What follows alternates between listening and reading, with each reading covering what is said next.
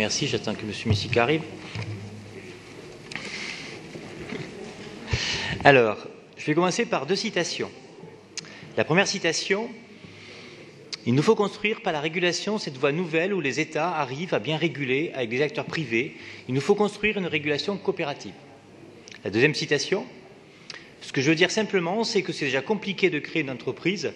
Si l'on barre nos relations de conditionnalité, de ceci, de cela, de contrôle, on ne va pas y arriver.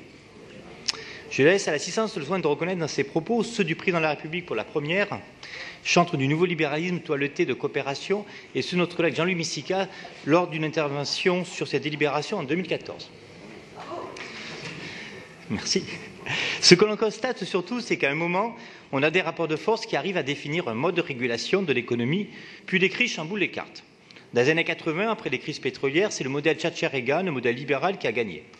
Mais ce qui est inquiétant aujourd'hui, c'est que même après la crise de 2008, qui est une crise de ce capitalisme libéral, il n'y a pas de remise en cause de ce système.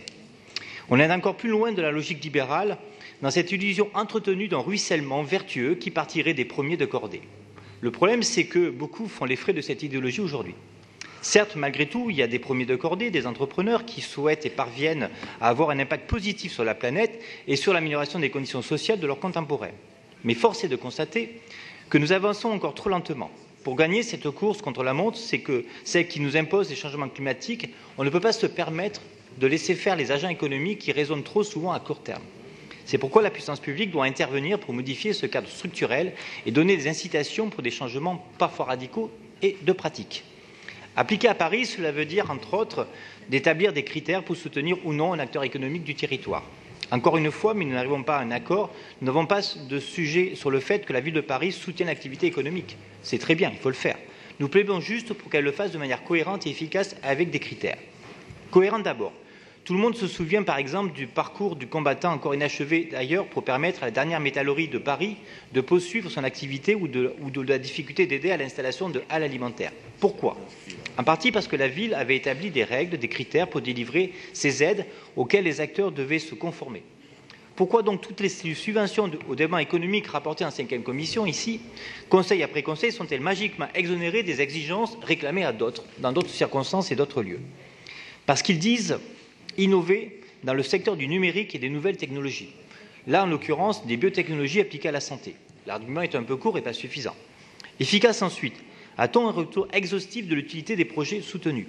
La réponse est dans ma question, c'est erratique. Nous avons certainement permis par cette subvention à aider des entreprises très utiles et d'autres dont l'utilité est plus discutable.